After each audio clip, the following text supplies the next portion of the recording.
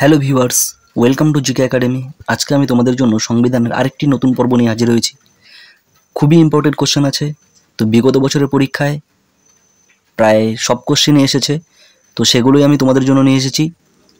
তো চলো দেখতে থাকো আজকের ভিডিওতে কী আছে। আর বলে রাখি, ভিডিওটি যদি দেখে ভালো লাগে তাহলে লাইক করবে, কমেন্ট করবে, শেয়ার করবে এবং সাবস্ক্রাইব করে বেল আইকনটি ক্লিক করে রাখবে, যাতে আমি ভিডিও ছাড়তেই তোমাদের কাছে খুব সহজেই ভিডিওটি পৌঁছে যায়। তো দেরি করছি না, আজকের প্রথম কোশ্চেন।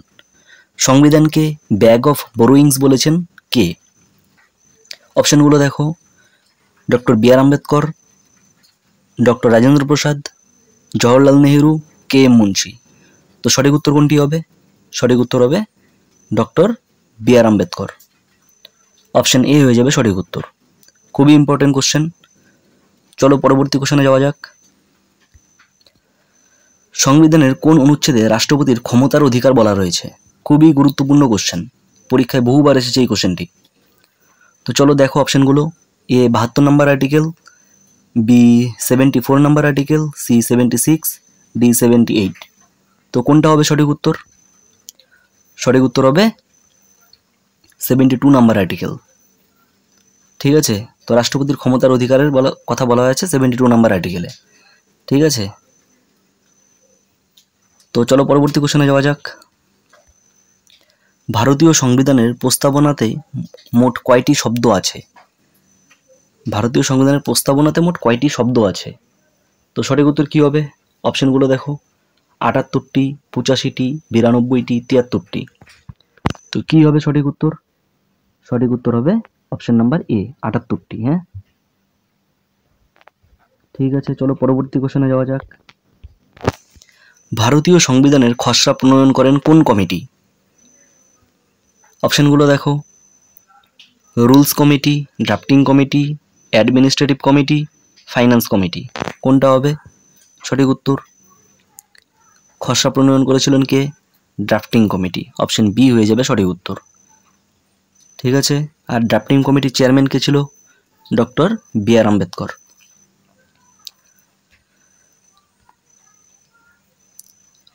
পরবর্তী কোশ্চেন, সিঙ্গেল সিটিজেনশিপ ধারণা এসেছে কোথা থেকে? সিঙ্গেল সিটিজেনশিপ ধারণা কোথা থেকে এসেছে? অপশনগুলো দেখো: আমেরিকা থেকে, ব্রিটেন থেকে, অস্ট্রেলিয়া থেকে, ফ্রান্স থেকে। তো কি হবে সঠিক উত্তর? সঠিক উত্তর হয়ে যাবে অপশন নাম্বার বি, ব্রিটেন থেকে। সিঙ্গেল সিটিজেনশিপের ধারণা এসেছে ব্রিটেন থেকে। ঠিক আছে, চলো পরবর্তী কোশ্চেনে যাওয়া যাক। ভারতীয় সংবিধানের সর্বোচ্চ আইন ব্যাখ্যাকারী কে? খুবই ইম্পর্টেন্ট কোশ্চেন। সর্বোচ্চ আইন ব্যাখ্যাকারী কে হবে? অপশনগুলো দেখো: সংসদ, রাষ্ট্রপতি, সুপ্রিম কোর্ট, প্রধানমন্ত্রী। তো সঠিক উত্তরটি কি হবে?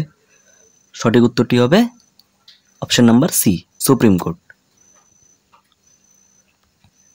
চলো পরবর্তী কোশ্চেনে যাওয়া যাক। সংবিধানের প্রস্তাবনা কোন মামলার মাধ্যমে আইনি গুরুত্ব পায়? সংবিধানের যে প্রস্তাবনা ছিল, এটা কোন মামলার মাধ্যমে আইনি গুরুত্ব পায়? অপশনগুলো দেখো: গোলকনাথ বনাম Punjab case, option number B Kesavananda Bharati বনাম Kerala case, option C Minerva mills মামলা, অপশন ডি শান্তিভূষণ মামলা। কোনটি হবে সঠিক উত্তর? সঠিক উত্তর হবে কেশবানন্দ ভারতী মামলা। অপশন বি হয়ে যাবে সঠিক উত্তর। এই কেশবানন্দ ভারতী মামলা আরেকটি নামে জানি আমরা, কি নাম সেটা? Fundamental right case. এবং এটি কত সালে হয়েছিল? 1973 সালে হয়েছিল।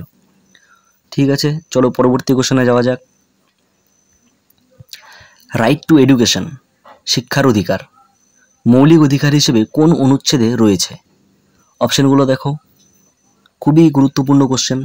19-এর এতে, 21-এর এতে, 22-এর এতে, 14-এর এতে। কোনটা হবে সঠিক উত্তর? সঠিক উত্তর হবে 21-এর এ। ঠিক আছে, এই 21-এর এতে এই রাইট টু এডুকেশন মৌলিক অধিকার হিসেবে ঢোকানো হয়েছিল। আর সংশোধনী যদি বলে তাহলে 86তম সংশোধনী 2002 সালে এটাকে ঢোকানো হয়েছিল। ঠিক আছে, চলো পরবর্তী কোশ্চেন। সংবিধানের কোন তফসিলে রাজ্য ও কেন্দ্রের ক্ষমতা বন্টন রয়েছে? খুবই ইম্পর্টেন্ট কোশ্চেন। রাজ্য ও কেন্দ্রের ক্ষমতার বন্টন রয়েছে কত নাম্বার তফসিলে? অপশনগুলো দেখো: ষষ্ঠ তফসিল, সপ্তম তফসিল, অষ্টম তফসিল, নবম তফসিল।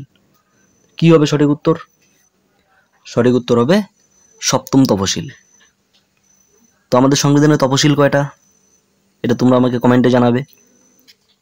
আর অষ্টম তফসিল কি নিয়ে, এটাও জানাবে কমেন্টে। ঠিক আছে, তো চলো পরবর্তী কোশ্চেনে যাওয়া যাক।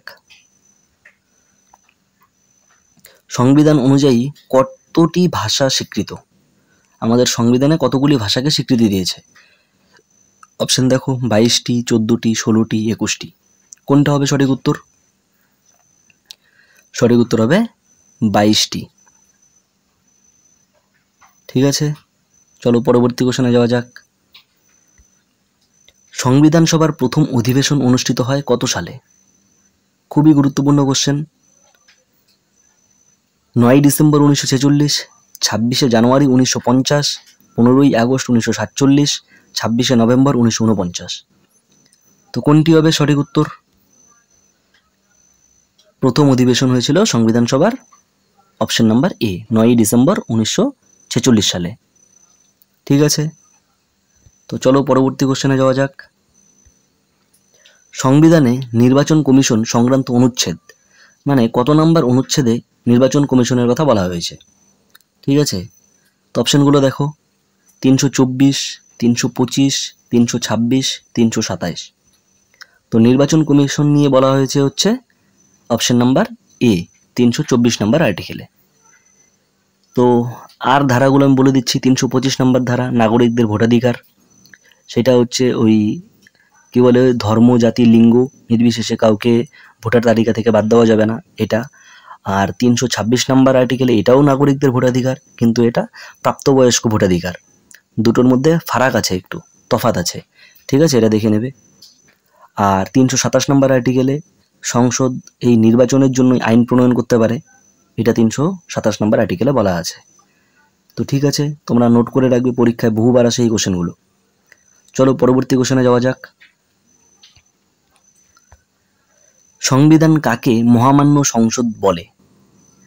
ঠিক আছে, তো অপশনগুলো দেখো, রাষ্ট্রপতি, লোকসভা, রাজ্যসভা, রাষ্ট্রপতি ও উভয় কক্ষ। কোনটা হবে সঠিক উত্তর? সঠিক উত্তর হবে অপশন নাম্বার ডি, রাষ্ট্রপতি ও উভয় কক্ষ। পরবর্তী কোশ্চেন, রাজ্যসভা একটি কি? স্থায়ী কক্ষ, নাকি অস্থায়ী কক্ষ, নাকি নির্বাচনী কক্ষ, নাকি বিলুপ্তযোগ্য কক্ষ? কোনটা হবে সঠিক উত্তর? সঠিক উত্তর হবে স্থায়ী কক্ষ, অপশন এ হয়ে যাবে সঠিক উত্তর। পরবর্তী কোশ্চেন, রাষ্ট্রপতির উপর অভিশংসন প্রক্রিয়া কোথায় বলা হয়েছে? ঠিক আছে, কত নাম্বার অনুচ্ছেদ অনুযায়ী রাষ্ট্রপতিকে ইমপিচমেন্ট করা যায়? কোশ্চেনটা হচ্ছে এটা। তো এই কোশ্চেনটা আমি তোমাদের জন্য রাখছি, তোমরা আমাকে কমেন্ট বক্সের উত্তর জানাবে। আর ভিডিওটি ভালো লাগলে অবশ্যই লাইক করবে, শেয়ার করবে, কমেন্ট করবে। ঠিক আছে, তো এই পর্যন্তই ছিল আজকের ভিডিও। দেখা হবে পরবর্তী ভিডিও নিয়ে।